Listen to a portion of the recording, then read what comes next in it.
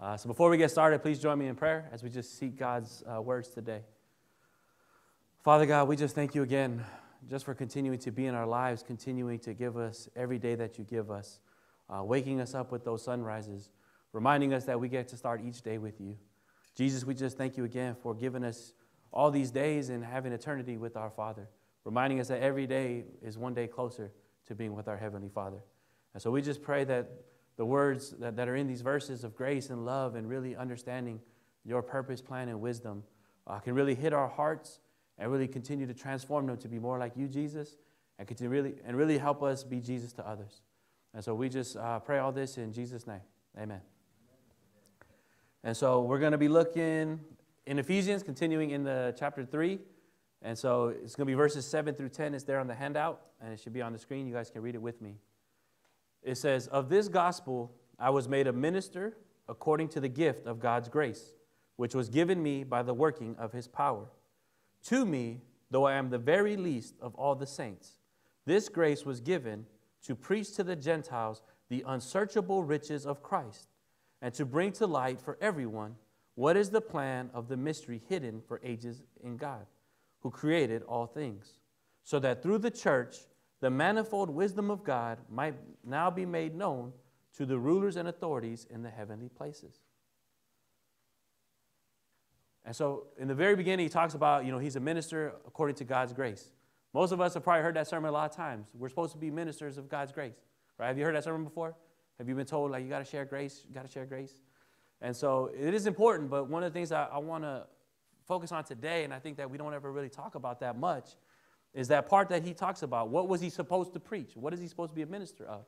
And he's supposed to preach to people the unsearchable riches of Christ. The unsearchable riches of Christ. Think about how powerful those words are supposed to be. Right? Paul writes this and he's like, I want people to really know how rich it is to have Christ in their lives. It should be unsearchable. I put the other translations because, each translation, they're trying to find these words to describe, right, what it really means to have Christ. They're trying to show you. You can see in the NIV, it talks about the boundless riches of Christ. HCSB says the incalculable riches of Christ. NASB, the unfathomable riches of Christ. Right? When you see those words, it should be like, man, I'm so rich because of Christ. I have so much. But let me ask you, how many of you feel that way? How many of you feel like you got so riches you can't even count right now? Anybody? All right, thank you. All right, yeah, there you go, a couple people. All right, a lot of them are parents, right? A lot of them have all the riches that God's given them, right? But this, we're like, for most of us, right? We don't feel that. We're like, yeah, there's a lot of good that comes from being in Christ, but you don't feel like I got every single thing because of Christ. I can't even count all the things because of Christ. Because honestly, if you did, you would probably live a lot differently, right? You would be filled with so much joy, you wouldn't hesitate to go tell people about Christ or try to share what he does, right? If you knew it was that good. On Friday, I made this really good meat, and the whole church, you could smell it, right? And so I remember this is the first time I've ever actually left the church after cooking. So I never smell the meats when I'm cooking. So most people tell me, oh, it smells good. So this is the first time I left. When I first came back to church, I could smell all. I was like, dang, right? I was like, okay. And so I remember some people that were like talking to me like, yeah, it doesn't even smell like American spices, right? Like it smells like a Chinese dish. I was like, right? Like, here you go. And so I remember I saw Douglas walking down the hallway, and I know he loves meat. I know he loves it. And I was like, Douglas, come on, give it a shot, right? Give it a try. And he probably had dinner. I knew that, but I was like, I know it's good. I just tasted it, all right? Because normally I don't ever taste the dinners before I make it. So this time I've been hanging out with a chef, so I've been learning to taste before I serve.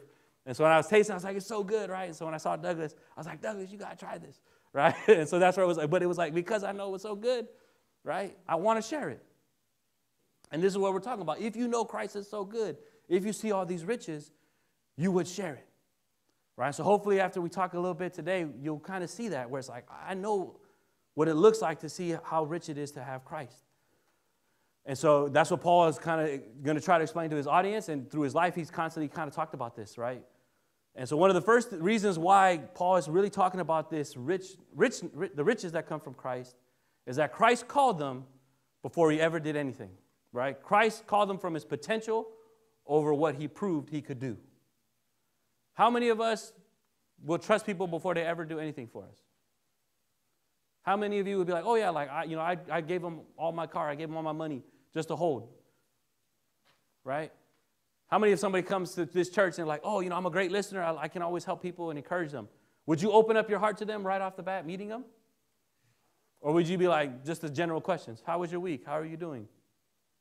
Right? You would be very, very guarded. You wouldn't open yourself up to nobody until you could trust them with your secrets. You know that they could actually give you something beneficial, right?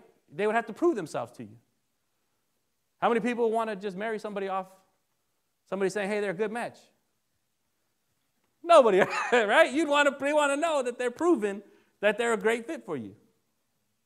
Does that make sense, right?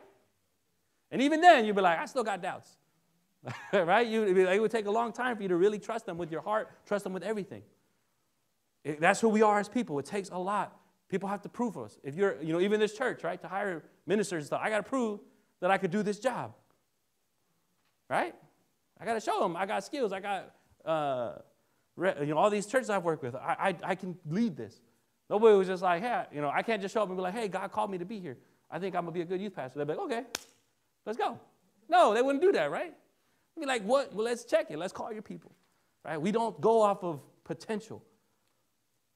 And so this is where we see the difference between us and Christ and God. He calls people from who he made them to be from the very get-go. Didn't matter what they've done yet. Didn't matter if they even were doing things against what God wanted. Right? Paul is that perfect example. That's why he's trying to tell them, I'm the least of all these. Where it's like, we know his history. We know all the things that he was doing bad. How much he was against God, and yet God calls him. Right? This is where, it says the grace here means the calling he received at the time of his conversion to preach the untraceable riches of Christ to the Gentiles. Paul is not talking about, hey, I've been doing this for a long time. Now God is, now I know he's giving me grace. I've proven that I could be a great minister for him. When he was as bad as he could be, God's like, I'm calling you to be my minister. Nothing proven. Right? When you see Jesus call all the 12 apostles, it was the same thing. All these people that nobody would ever think that they'd be great leaders or that they would be great ministers, great shepherds. Right? But he sees these fishermen, calls them like that. If you notice the story, like a lot of them were actually pairs of brothers. And so when one brother saw Jesus, he would go run and tell his other brother, you got to go see this. You got to go hear this dude. That was all it took for Jesus to like, these are the people I need. And not only did they enjoy what I was doing and believe who I was, they went to go get the most important person in their life to come see it as well. That's all I need. You have the tax collector, all these people, right? The tax collector, nobody would trust them. They think they're, always stealing, doing other stuff. Jesus sees them and is like, hey, you want to follow me? I see you got good accounting skills. That skill's going to be useful. You want to come? He goes, right? Nothing proven. Because we know, after they called the apostles, they left their businesses, all that stuff. We're like, hey, we see what they did. But it's very important to see the story. There wasn't these people that are like, hey, we heard your message, Jesus. We're quitting our jobs. We're going to follow you. Will you take us? Will you be our master? We'll be your students. We'll be your disciples. That didn't happen that way, did it? He called them before they ever took any action. And they're like, yeah, we're going. Let's go. We're going to make your trust worth it. Does that make sense? Paul is the same way. This potential overproven. The two people that Jesus first comes to, after he's resurrected, who does he go to? It's two of them. Two women, right? Back then, women couldn't even be legal witnesses in a trial. If you committed a crime in front of women, you were good. Nobody would take their word for it, right? They were not considered trustworthy, reliable witnesses for whatever reason. Jesus chose to come to them too, Mary and Martha. I know what you guys are going to do. You've been following me. You've been faithful. You do all these things, right? I'm going to reward that. I'm going to make you my first witnesses. You're going to carry on my work. And they did. Most of us, we don't know about their work, but the two sisters and Lazarus, they did a lot of work. When they got persecuted, when the church got persecuted in 49, they left and started doing work. But it can be traced that they continued to preach and use the message of Lazarus of like, hey, look what God did. that make sense? But that's where it was like, it's funny in those times, women didn't have potential. And yet here Jesus says, I'm going to call you. I know what you can do. I know what God made you to do. And you can see in their life how faithful they were and why Jesus called them. Does that make sense? But it's kind of funny. Like, it's crazy how over and over Jesus called all these people that most of us would reject and say they don't have the potential to do this. They're not good enough. And so that's where we imagine if you're the person that gets called when nobody would ever call you. Right? Why do you feel so rich when Jesus calls you? That's what Paul's saying. Like, man, it feels so good. That's part of what he's going to keep talking about, this grace. Because even if you know, when Paul first got converted, he first tried to preach the message, nobody would listen. The first time, his first message, everybody thought he was trying to lay a trap. He's just trying to see who wants to be Christian, and then he's going to kill him. You guys know Paul went away for 3 years after he was converted? No. He went to Arabia for 3 years. It's documented. He actually goes off and starts preaching very far away. And he goes basically to the outskirts of the known world and starts preaching to the Gentiles. He knows his mission. He's going to the Gentiles.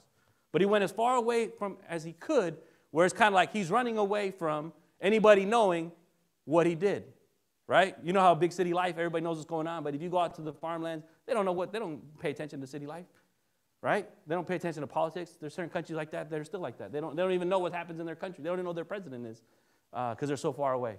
And so we can kind of see Paul goes away for a while because nobody would listen to him. He does that for 3 years, and eventually that's when the apostles hear him, and he gets called to Jerusalem, right? And so when he's there, everybody's like, okay, he's been faithful, but we still don't trust him. We think God can use him, but who's going to go with him? And that's where we see Barnabas come into play, and he's like, his name was Son of Encouragement. He's like, I'll go with them. I've been hearing about him. I believe in it. I have the faith that God is using them. Let's go. Right? So that's when the apostles sent him out. So you can see, even in Paul's life, the riches that come around, where even the right person gets put with him, that he can actually be part of God's community. Right? Because he was actually just basically doing it on his own out in Arabia, out in isolation. And so this is where we see, why does Paul feel like he's so blessed because of Christ? Because Christ called him when he had no potential, when he was the enemy, and he did everything he could to make this calling real. Because especially if you know Paul, he truly loved God. He did. He was so zealous for God. He followed all the laws, followed all the rules. He went to the best education. He studied under the best teacher at the time. Like, he wanted to be the best for God. He just didn't do it. He missed the one key thing, right? So this is where we see God obviously is answering Paul's greatest request in prayer, like to really serve God in the best way possible. And it comes not through Paul's strength, but through Christ. And so Paul's definitely enjoying the blessings that come from Christ calling him in that situation that he came from. And so this is where, we have to ask ourselves, can we really count all the blessings that God puts in our life? It's so funny that most of us don't feel that blessed. And the scriptures are telling us you should be saying like, it's uncountable. You guys know when he talks to Abraham, when he promises him he's going to be the father, he's like, you're going to have more children than the stars in the sky, more than the sands.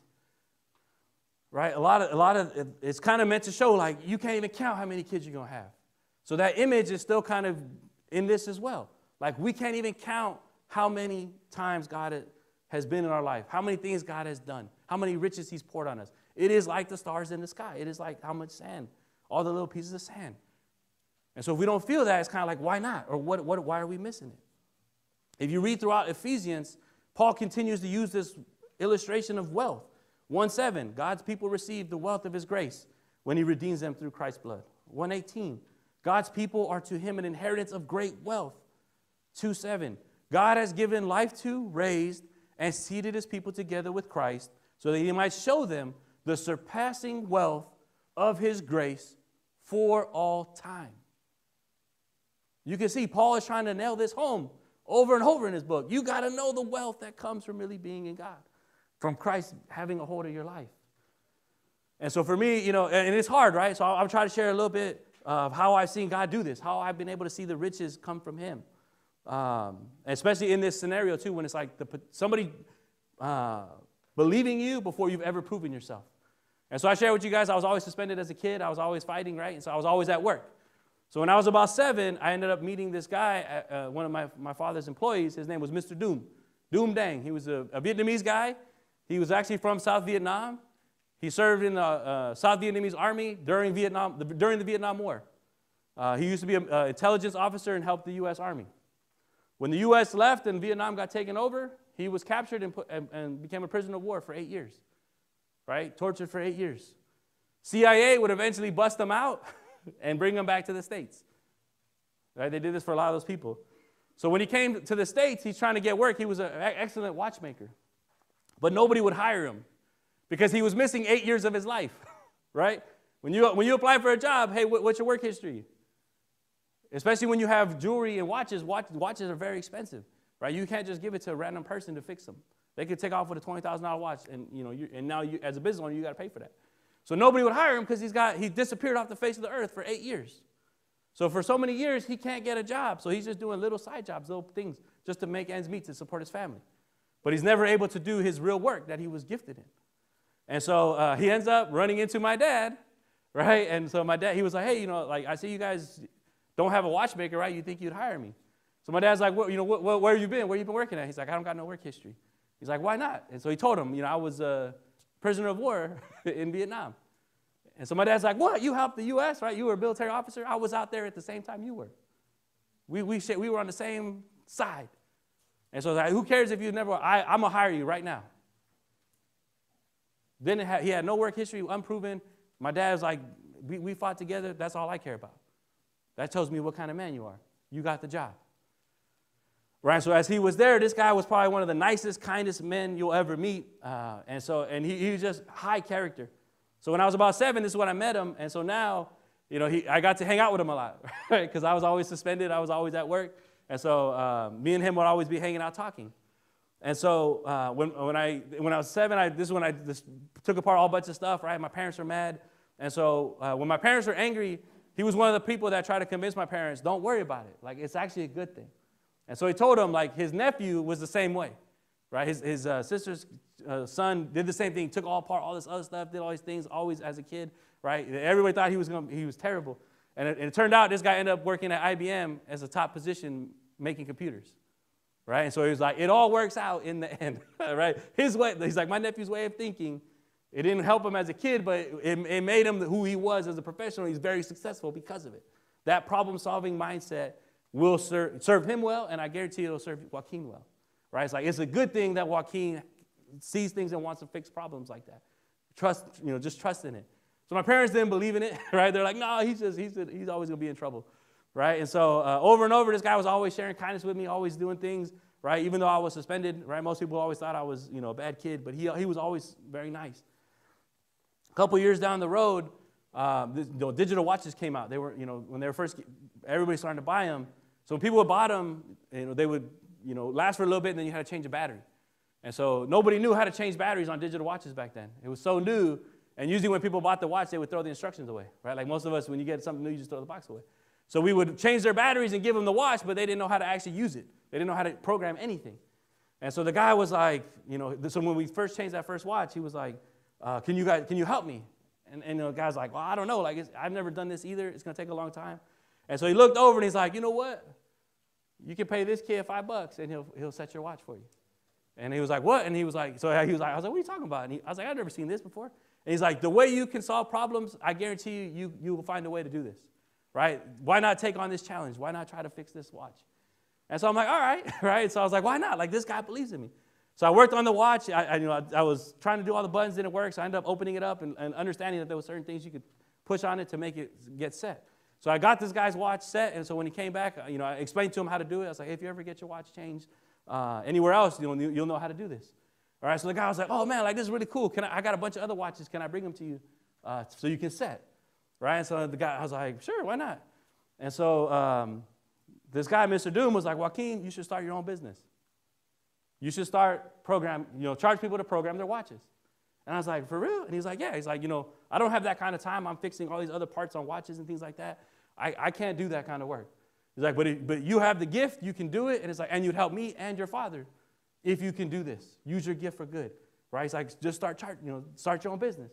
And so at 10 years old, that's when I started my first business, thanks to this guy, right? Thanks to Mr. Doom. And so it was such a cool thing for this guy to believe in me and nurture my gift. Right, and really, partner with me to work on all these watches. And so for me, I was like, man, I'm not going to let him down. I'm going to work super hard. I'm really going to dedicate myself to do this. And so it's kind of funny because my dad, when he heard I was going to make $5, he was like, I'm going to take $3 off the top. Right? He was like, I'm going to teach you about business. Nothing comes free in business. Right? He's like, you got to pay, you're working out of my shop with my tools and you're getting my clientele. Right? So he's like, I'm going to take $3 off the top. And it's like, now you learn the variable lesson about business, Joaquin. Nothing's free in business. I was like, so I didn't care, right? As a kid, $2 was good enough for me. I was like, I wasn't getting paid anyways, all the work I did. So I was like, I get, but it was more about this guy believing in me. And so and that's why I was like, man, I can understand Paul's belief of like, man, how much it means to have somebody. And so I remember, as throughout the years, right, we would share a lot of stories. We would talk. He was in the military, so he obviously shared a lot of stories to help me prepare me. And so when I first joined the Army, for the first couple of years, I was very successful. I've said it, like I did all these things, helped put into practice all the stuff him and my dad taught me. But for soldiers, none of that matters until you go to war, right? What you do in peacetime don't make you who you are. Till you've gone to war, till you've gone to battle, till you face somebody and say, they're going to give me their best, I'm going to give them my best and see what happens, right? That's the true test of who you are. And so after being in Iraq, I got to do all these things. I was having time of my life, and I was using all the problem-solving skills that this guy helped teach me as a kid, right? All the experiences, everything poured in. I was like, man, it really fit together. Like the puzzle, everything was like, man, my whole life has made so much sense. And so when I was coming back from Iraq, I was like, man, I can't wait to see this guy, right? Because he was here back home. I was going to visit my family. I was going to see him. Right? I was so excited to thank him for all that he put into my life. Right? Like I would not have been able to do everything without him. And so when I got home, I'm talking to my dad, and I'm like, yeah, where's Mr. Doom? Like, I want to go see him. And he was like, he died. I was like, what? And he's like, he's dead. He died when you were gone. And so, it shook me. I was like, what are you talking about? What happened? And he was like, he was sick for a couple months, and, he passed away. And so after 6 months of being in Iraq, they made me call my family, right? They're like, you got to check in with him, see how everything's going. So when I talked to my family, nobody said anything, right? My dad knew, like, you don't want to be distracted. You can't know all that stuff that's going on back. It'll mess with your mind. And so he didn't tell me, and he told my family, don't tell Joaquin what's going on, because, he knew that would have been very important to me. So obviously, I was robbed of that chance to talk to him. And so as I'm sitting there, right, my dad's like, we had to make a tough call, but it was for your best interest not to know what was happening to him, right? And so in the moment, I'm sad, I'm mad. Right? And so I'm sitting there like, man, I'm like, Dad, like I was mad, right? I was like, I could at least talk to him and thank him before he left, before he died. And so as I'm thinking that, right, I don't want to be mad at my dad, so I'm talking to God. I'm like, God, like the life that you called me, the path you put me on, I've already lost a lot of people overseas. And it's like I thought I was going to escape loss by coming back, right? And I was like, it hurts that now there's losses when I'm back home as well. And so I'm like, God, this path that you put me on, there's a lot of pain, there's a lot of suffering that's part of it, right? And I was like, why?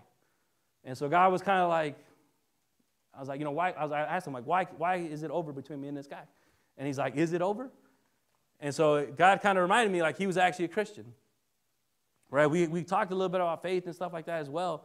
And so I was like, you know what? That's true. My relationship with Mr. Doom is not over. I will get to talk to him in heaven, right? And so as I thought about it, I was like, man, God actually put him in my life at the right time, perfect timing. The way he brought him and my dad together, right? The fact that this guy couldn't get a job because of his history. All those little details worked out perfectly so that I could meet him when I needed him most. When I was a kid getting in trouble, when people didn't know what that meant or what that would look like, he was there at the right time in my life. And he poured in so many things to where, like, it helped me when I would then face my greatest challenges going to war, right? And so then I was like, God, it was so easy to get mad. And it's funny, like with God, you can go from mad to just joyful like that when you see why he did it or what he was doing with it. And so, because I'm like, dang, that guy, the reason why he died younger was because of the experiences as a prisoner, right? He lost a lot of years off his life. But I got to see the best of him. I got to get all those things, right? And so I'm like, thank you, God, for that, the way you lined that up, all these things. But more importantly, I get to continue on the work that he did, right? The way he believed in me before anybody else did. Before I ever proved anything, he believed in me. He helped me see the way God does that as well, right? My parents couldn't do that because, their job is to discipline me and keep me on the straight and narrow. This guy's job was to inspire me, right? So I can see how God put each person, and I'm like, thank you, God, for that. And then more importantly, it helps me to try to continue on his legacy, right? How to believe in people, how to do things, how to trust people before they ever prove themselves. And so every church I've been to, I've always preached about this guy, right? I've always talked about that because they were like, why are you a good leader? Why are you successful as a leader? I was like, because I always believe in people from the start. The way God believed in me, the way I saw people believe in me, like I just can't help but do that. And it usually brings out the best in people. And I was like, and they were like, who taught you that? Mr. Duke. And I would tell them the story, right? And so it's kind of cool. Like thanks to God, this guy always lives on. He lives on through me. He lives on through Christ. And then more importantly, we get to then have that conversation in heaven. Does that make sense? So that's why I said, like, if I'm counting all the riches of Christ, counting the blessings that come from following Christ, it's just over and over, right? It can just keep going and going. Even through a hard time or even through a tough loss, it just keeps being added and added. Where it's like, man, God truly just adds blessing after blessing. He connects things that just can never be connected by anything else. And so when we really understand this and really start to see this in our own life, right, God tells us we are to share this same attitude towards others. And so there's a definition. This is from the commentary. As I'm doing my research, right, I read a lot of different commentaries as they're breaking down Paul's words. And so it says there, Paul speaks of grace in ways unfamiliar to us. He says he was given responsibility for the administration of grace, became a servant by grace through the working of God's power, and was given grace to preach to the Gentiles. Whereas we usually limit grace to God's gift of salvation. This text forces us to realize that grace is also the gift of ministry. The gift always comes as a task. Grace always brings responsibility. It never is merely privilege. This was already present in 1:4, but now we are told how it worked in Paul's life. And so that's why most of the time when you ask people, what's grace? What's grace? Oh, it's the gift of salvation. It's this, right? But it was kind of like, there's so much more than that. If you read Paul's writings, grace is an action thing that he keeps talking about. And so it's kind of, it has a deeper meaning for him, right? But this is, in the back you'll see these verses, but that's what Paul talks about. Like, because of the grace I received, I work harder than anybody because I just can't hold it back, right? He talks about it over and over, this transformation that comes from really getting grace and favor like that. And he's talking about sharing it over and over again. If you look in the text, it says to preach to the Gentiles, right? We are the least of saints and to bring light for everyone. And so that through the church, you can see in his words, he's literally telling them, go share this. Go give it away. Go believe in people before they do anything. Right? That's true grace. Grace is not when somebody's proven that they've conquered a certain lifestyle or sin or things like that, then we start helping them. No. From the get-go, you share the grace because you weren't nothing either. And when God called you, you didn't do nothing to prove why he called you. Same way he didn't do nothing. I didn't do anything to be called either. Right? So there's this huge balance that Paul's trying to shape them of like, you should be sharing this grace towards everyone before they ever do anything.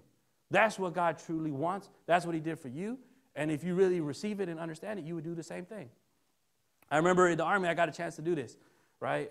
When I was in Colorado, there was a new guy that we were getting. He just joined the military and he was going to get stationed in Colorado. So he had to come. He was coming from El Paso, Texas, right? He was going to drive up to Colorado. So when he was driving, his car broke down. He had his wife, and so they had to end up spending $1,500 to repair their car. And so when he showed up to the base in Colorado, he had zero money, right? Because that was, when he joined, he had zero, and so it takes you a while to build up some money, especially to then move like that. And so when he shows up, right, he's got no money. He's got to find a house for his wife and for himself to stay. And so we assigned him a team leader. His name was Anderson, and so his job is to kind of get him into the processed and get acquainted with the base and all this other stuff. And so when he's there, he gets to meet all of us, right? And so we introduce each other. So normally, when you introduce people, you always tell them, everybody, like, who they are, right? You're like, this is the person that is the sports guy. This is the athlete. This is the drinker, right? This is the violent person. And so they're like, Joaquin, he's the Christian guy, right? And they're like, somehow Joaquin is the Christian guy and the violent guy. We don't know how that works, but that's the case, right? And so this guy, he was like, you're a Christian? I was like, I was actually studying to be a pastor, right? I was doing my undergrad for that. And so I was like, yeah. And so he was like, I actually don't believe in God. All right, he's like, I'm actually a Satanist.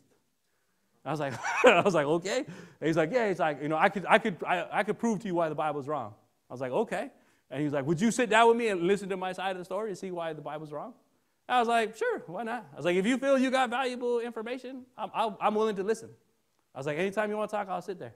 So he's like, okay. Right. So that was my introduction to this guy. So as that happens, the guy Anderson, he goes and talks to the two leaders above me, right? My main two leaders.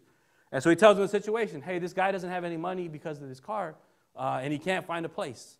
Is there anything that we can do to help this guy out? Maybe we can take up a collection among our little team, right? It was like about 13 of us. He's like, can we go around seeing if all of us can chip in to help this guy so he can get his down payment to get a place for his wife, him and his wife. And so the leaders are like, no. Right? They're like, nah, that's his fault. He didn't save up money. He's not responsible. He's not even a good husband if he can't provide for his wife. We're not going to help him. If he's going to be part of our team, he's got to show that he can solve this problem on his own. Otherwise, he's not, we're not going to want him on our team. That was their response, right? So the guy Anderson was super pissed, like, what the heck? Who says that, right? Like, the Army's a family. Like, it's like nobody thinks that way. But that just shows you the kind of leaders I had. That's how bad they were. And so, he's obviously upset. And so at the time, I was getting ready to take my team, two guys to Wyoming to build the airfield. And so I was going to be gone for like over a month. And so he comes up to me. He's like, hey, Joaquin, like, I know you always talk about helping people, right? Like, because they knew my faith, right? I always was trying to help. And so he was like, I know you saved up a lot of money, things like that. You think you could help this guy, right? Maybe you could give him a loan. And so I'm like, okay. And so I asked him what happened with the two leaders. They're like, yeah, they turned down taking a collection. And I was like, not surprised, but okay. Terrible, but not surprised. And so he was like, what can you do? So I was like, what does the guy need? He's like, $1,200 to be able to put, it's cheap out there, right? It's not like California. But basically, it's like he just needs $1,200 to be able to secure this 2-bedroom spot. And so I'm like, okay. I was like, I'll tell you what, he needs $1,200. I was like, this is what we're going to do. I was like, I'm going to give him the $1,200. No questions asked, nothing. And I was like, but I want you to tell him that it came from everybody, right? Tell him you took up a collection and make sure, and just tell him that we all chipped in to help him. I knew my team, every one of them would chip in, but because our leaders wouldn't let us, then we couldn't, right? So I was like, I wasn't lying, but I just knew, like, I had to go around my two leaders. So I was like, tell them that it came from all of us and that it's free. When you first take on debt, it's so hard to get out of it because you always got to pay back interest and things like that. And so if his family, we want to make sure he can take care of his family. Just have him start fresh and start saving now that he's here, right? Because now he'll get really good money now that he's here and be able to take care of his family. I was like, just don't tell him it's from me. Got it? That's the only deal. I'll give you the money. And he's like, what? So he was like, no, man, like, they shouldn't get any credit, those two people. And I was like, I don't want this guy coming to this team and knowing that his leaders are terrible. Because then he will never actually want to join us, right? He'll never actually want to be part of it. Like, it'll hinder his progress. It'll hinder his trust. I was like, as a leader, sometimes you got to just do the right thing and no credit, and because it's what's best for them, right? That's what will be best for him, not to know that he's got bad leaders. He needs to be able to trust all of us. And so I'm like, deal? He's like, all right. So I went, wrote the check, and gave him the money, and I left. Right? I was gone for like 6 weeks. So when I came back, we ended up switching teams, and this guy's not going to be part of my team. So it's funny how everything just worked out. And so, I was talking to him. I was telling him, like, yeah, man, I got you guys back, all this other stuff, right? Like, over time, you guys will learn to trust me and with your lives, and I'll make sure that I deserve that. And so he's like, I already trust you. And I was like, what? I was like, why? And he was like, because of the money you gave me. I was like, what are you talking about? He's like, oh, because I chipped in? He's like, no. I heard you gave the whole thing. And so I was like, Anderson, come here. I was like, why'd you tell him? Right? He's like, I couldn't stand for those two people to get credit, right? Like, I did not want them to have any look good. And it's like, oh, my bad. And I was like, I get it. Right? So as I talked to this guy, right, he was like, why did you do that? And I was like, number one, I was like, you joined the military. You joined the Army in a time of war. I was like, that's all I needed to know about you, right? You joined when most people wouldn't. You deserve everything that comes with that. You are joining a family. We're going to treat you like that, right? And then number two, they told you I'm the Christian guy. That's what we do. The Bible tells you to give people money without ever expecting it back. A good person does not give away money expecting it back. You do that. Everybody does that for people they love, right? But the true test is, will you give to somebody that won't give it back? That's how you know, all right? So I was like, that's what God has told me to do. That's how God has acted in my life. I can't help but give away everything that he gives me, right? It's like, that's who I am. That ain't ever going to change. The fact that you told me you're a Satanist didn't change one fact of what I was going to do. Doesn't matter. I am who God made me to be, and I do what he tells me to do. right? So everybody was like, what the heck? Like, because everybody can claim to be Christian. Their actions don't always back it up. But for my team, they got to see this guy is for real, right? He definitely lives by what he believes in. He believes that has all the riches that came from God. And so for us as Christians, right, obviously we get to testify, we get to show people what it's like. But that's like one side of it, right? Because when we're always giving stuff away, sharing grace, you don't really feel like you got unsearchable wealth being surrounded around you from Christ.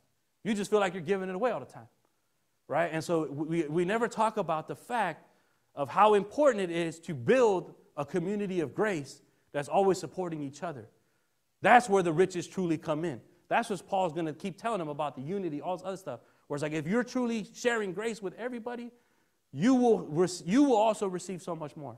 You will get to see God do more things than you could ever imagine. That's when it gets to unsearchable. And so for me, it's like I always, it's very easy to tell stories of doing good stuff, right? But I don't always talk about how God does things in my weaknesses. And so I'm going to try to share this why this matters, right? So I shared a couple months ago where, I don't have my strength no more, right? I told you guys I'm barely at 60% mentally, physically. And so I've always been praying for God to help me with that strength, right? To give it back or whatever he's going to do. And so we just had this retreat. And so it was for the most part, it was a big success, right? Yeah, there's a lot. I don't want to be too, humble. I got to be humble. I gotta be like, God made it a success. There we go. That was our thing on Friday. But basically, right, it was a great thing that happened. It was a great time, but it took so much energy to do it. And so honestly, I could not have done this retreat by myself. I was not going to do this retreat because I did not have the strength to do everything that God was asking me to do. And so a couple months ago, I was talking to Victoria. We're like, our juniors, seniors group. I was saying like we weren't as close, and I was like, I knew her group was closer. I was like, hey, what did you guys do to help get closer? And she's like, I organized these events to hang out, things like that, right? So it gave me I was like, okay, you sparked my ideas. Like, I'm gonna try to do Halo Halo. And so I was like, all right, we'll go get Halo Halo as a group. One youth was like, hey, maybe we should go hiking and get Halo Halo, right? It's a brilliant plan because now that we hiked, we were gonna be hungry. So then it was like, let's get dinner and Halo Halo. So we got to do a hike. They got a free Filipino dinner and Halo Halo, right? And so it was like, but it was a great time, right? We continued to bond. And I was like, man, I want to do more. All right, this is a great start, but I can see there's more. So I meet with Danielle regularly to continue to get ideas. And I was like, hey, Danielle, what can I do to help get them closer? And so she was talking, and she's like, yeah, we used to do the retreat. We did it year after year. And so when she said that, I was like, yeah, it's true. Like I tried to put it in our schedule. I looked at it. One of the youth at the start of the school year asked about doing like those, hangouts, sleepover, things like that, right, where they get to go away. And so I was like, man, they asked for it, but I had so much on my plate. I was like, there's no way I could do it, right? I just did not have the capacity. And I never did a retreat before. I've never planned that, did all those things. So it was like, it would have been really a stretch. And really now exposing the weak areas I don't have, or the lack of skills that I don't have. And so Danielle was like, I can help you plan it. I was like, for real? I was like, yeah, I can take care of this, all that. I was like, dang, that now I think it's possible, right? I was like, okay, if I'm not doing it by myself and I'll use the people around me, then it's possible, right? I was like, so let me open myself up and see what God's saying. And so as Danielle was talking, she's like, yeah, I can do this. I've done the Airbnb. I can do all that communications because I've never ran an Airbnb. And so I was like, oh, okay. And then it was like, if you really want some help, like, you can even ask Victoria to help you plan it, right? And so I just asked her about the other stuff. I was like, oh, that's a good idea, right? Like, okay, now God's putting people around me to make it work, right? And so I was like, I knew the youth wanted it. I always want to do what they ask. And so I'm like, okay, I think we can do this. So I committed to it knowing that I was not going to be able to be the one to finish this path, right? So throughout it, like, all the planning, bouncing ideas off over and over again, we started like for 6 weeks doing it straight over and over again. I don't know if you guys remember when it was like the rain was really heavy and the freeway got flooded. Right? So the Tongs Nick and Victoria got trapped. They were stuck, right? And you were like, let's go to another church. I know about that. But basically, it's like, oh, no, I got to do the planning meeting with Joaquin. Because it was like one of the foundational ones because we needed to plan it early enough to make sure parents know about it, right? Because in my mind, I was like, I could do this, but I can do it all last minute once I clear out my other tasks. But that doesn't work with parents, right? It doesn't work with youth. Like, if it was an adult ministry, I could have done it like that last minute. But in order to get it done early, I needed help. And so that's where, like, even with the storms, all that, she still came and was able to help plan that and get it out to where we could get it to the parents in time. Does that make sense? So it was crazy. Like every time she showed up, she'd ask me, how can I do, a new question to spark an idea, because my mind would always be locked up. I couldn't think about it. Couldn't come up with anything new. And so she helped, even in the last minute, there was always issues with Airbnb. Danielle came through, talking with all these people, getting a whole new other place. No way I could have done that. No way I could have planned the spiritual side, did the logistical side, and also the renting side, all this stuff, right? And so it was kind of cool where it was like the retreat could not have happened without other people, right? So hopefully for the youth, if you really enjoy yourselves, make sure you thank Victoria and Danielle, right? Really thank them, because it would not have happened without them. And so that's where I was like, to see the blessing, to see the great weekend, right? I was like, man, that's great what God did for everybody, right? It's more riches that God did, right? Surrounding me with people that could do it. But the whole theme of our retreat was hearing from God. And so the next couple of days, I had all this free time to really rest. I was telling them I slept for 12 hours. I would just go get breakfast at 1 o'clock. And it was just wonderful to sit and actually listen to God. Where I was like, I'm going to try to put into practice what I just taught them for myself. And so as I was reading all these scriptures, things like that, and even preparing the sermon, right? I had to prepare this. I thought about Paul's prayer when he has that thorn in his side. I have this thorn, it's limiting me. I prayed to God 3 times to take it out, and he didn't take it out. And he says, my grace is sufficient for you. My power is perfected in weakness. And so when I thought about that and I saw the way this last thing happened, I was kind of like, man, the fact that I'm weak helped me use everybody else around me, right? One of the things that I prayed as a leader in the military was I wanted to lead like Jesus. I wanted to, not just be like him, but actually lead like him. And so over and over, right, I tried to do the best I could. I didn't always see the results the way he did. But that was one of my things. I was like, Jesus, the way you unlock people, the way you just called all these people to do all the things, like I've never been able to do that like you. What's the disconnect, right? What can I keep doing to get sharper? And that's where I realized, like, the lack of strength allowed me to actually finally get out of my own way and let God do his thing. Does that make sense? That's where it's like God's power does it all. Paul's talking about this in this. He talks about it in Corinthians, that verse is on the back as well. With your weaknesses, it just allows you to not get in God's way. And so for me, God's power, his plan, answered my prayer that I've been praying for years, for decades. I've been a leader for a long time. I've been leading people for almost 25 years. I know you're like, he ain't that old, because I've been leading as a kid, right? That's why I said, I'm not that old. All right. But this is what, right? But that's what I thought about was like God's riches. He didn't just call me. He didn't just for me. He didn't just save me. He continues to do all these things through me, with me, for me. Does that make sense? My greatest prayer was to see people have that strength and all these things to be able to lead and be leaders like Jesus themselves, right? I just wanted to be a part of their lives the way like Mr. Doom was, all those things, right? And so God's like, you the one that's too overprotective. You're the one that doesn't let go sometimes, right? You don't trust enough.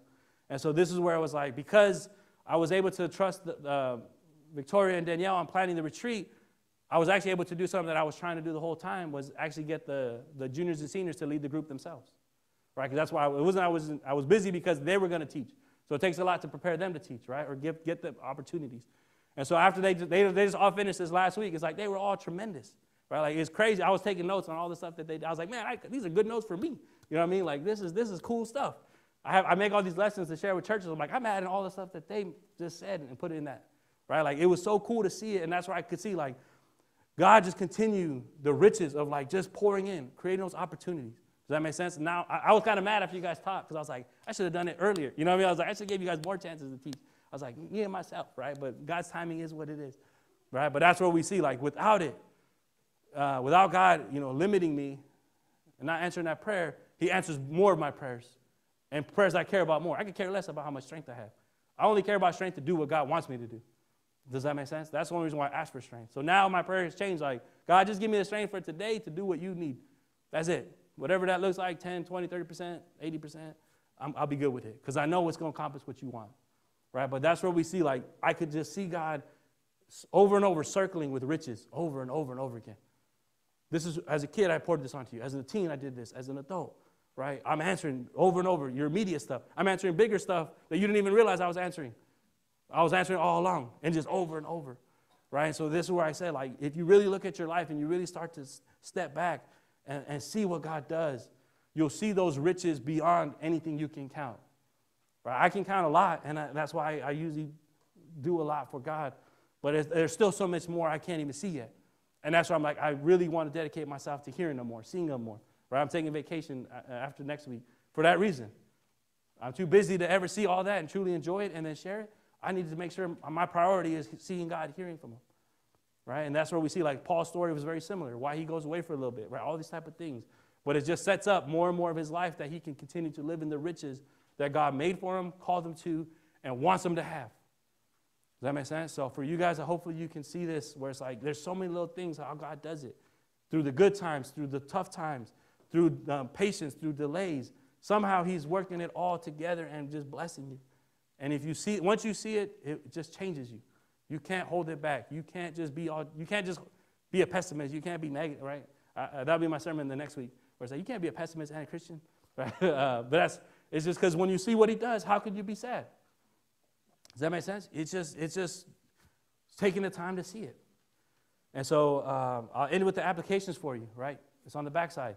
Take some time to list out all the blessings God has placed in your life. It's just so easy to get busy, or it's so easy to forget a lot of the little details. Write it down. Start journaling. Do whatever it takes. If you feel like you forget stuff a lot of seeing what God's done, make sure you take a great record. That's what the Bible is all about. It's meant to show you the riches of Christ, right? Or the riches of God throughout time, over and over. So do whatever it takes to start listing them out. Ask friends, family, mentors to add to the list to help you see the unsearchable blessings in your life. It will be hard to see everything that's in your life. It will be hard to be able to understand, like, how much God has done for you, right? How special he's made you, all these different things. And so this is where it said, like, use the people God put in your life to help you see that, right? That's why I'm thankful God has put a lot of people in my life, and there's more people I can probably even count. And so I'm going to be very busy in heaven talking to them all once I get the chance to thank them. The last one, right? Pray over each thing and thank God for all that he has done. It's so easy to just write it down and just move on, right? But spend time thanking God for all those gifts and blessings that he's put in your life. If you continue that attitude of thanking him, you will truly be content, and you will truly then see more, right? You're just going to keep building. Last 4, spend time thanking Jesus for dying for you based on your potential and not on what you have done. Ask for his vision to see the same in all people. The fact that we get to see all these riches, the fact that we get to see God, it really is only because of Christ. Right? Paul put that in there for a reason. The unsearchable riches in Christ. He doesn't say from God. Jesus is obviously from God, but this is the opportunity that Jesus gets to show us. Do you not realize what your Father is giving you? Let me make sure you know. Let me make sure you know what your Father wants for you. I'm going to be the reason you get to enjoy all of this. Right? So spend time thanking him for calling you, right, into the ministry, always sharing his grace, right, and just calling you when you did not have anything proven, right, and also ask him to see the same in other people. It's one thing to have it inside you, right? We talked about it. It's one thing to enjoy it, but you got to then start sharing with others. The first thing starts is seeing people like Jesus did, seeing people with, hey, they were who God made them to be, and I'm gonna make them who they need to be. And so. The last one, be filled with joy based on knowing all these blessings and help others enjoy the blessings, grace, and unsearchable riches that come from Christ. Paul will talk about the joy over and over. He talks about that, all this that stems from this, right? And so if you don't feel the joy, if you don't feel like you're having all that, you should be spending as much time until you get that, because I guarantee you it's there. God has, the riches are there beyond measure. You just got to go looking for them, right? It's unsearchable, saying like you can't count it. It doesn't mean don't search for it. Does that make sense? And so do all you can to have that joy that God wants you to have. See all the blessings that God wants you to see. And continue to enjoy the blessings God has given you the way he wants you to enjoy them. So please join me in prayer as we close.